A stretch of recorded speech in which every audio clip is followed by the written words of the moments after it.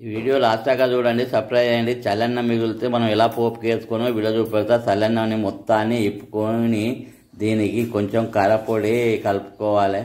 దానికి కావాల్సినవి పచ్చిమిరపకాయలు, కళ్యామాకు, ఉల్లిగడ్డ, ఒక టమాటా, ఒకటి క్యారెట్. ఈ అన్నానికే ముందుగానే ఉప్పు, కారపొడి, అల్లం వెల్లిపాయ పట్టించుకున్నాం. ఇప్పుడు దీన్ని పోపేసుకుందాం.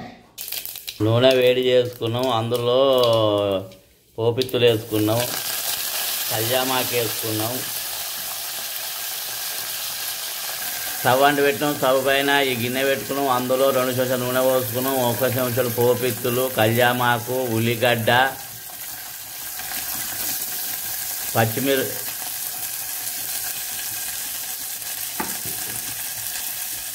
పచ్చిమిరపకాయలు దూరగా గోలించుకోవాలి, క్యారెట్ ముక్కలు, టమాటా,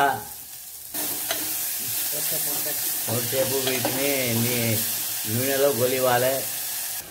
1/2 చెంచాలు పసుపు వేసుకోవాలి, 1/2 చెంచాలు ఇంగేసుకోవాలి, పచ్చివాసన పోయేదాకా గోలించుకోవాలి.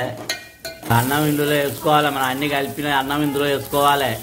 మొత్తం ఇలా కలుపుకొని ఒక 5 నిమిషాలు స్టవ్ పైన ఉంచుకోవాలి. పోపన్నం రెడీ అయింది, స్టవ్ ఆఫ్ చేయాలి, దించుకోవాలి. పోపన్నం రెడీ అయింది, గుమగుమలాడుతుంది. వేడివేడి తింటే చాలా రుచిగా ఉంటుంది, మళ్ళీ మళ్ళీ కావాలంటుంది. చల్లన్నంని ఇలా తయారు వేసుకుంటే చాలా మంచిది.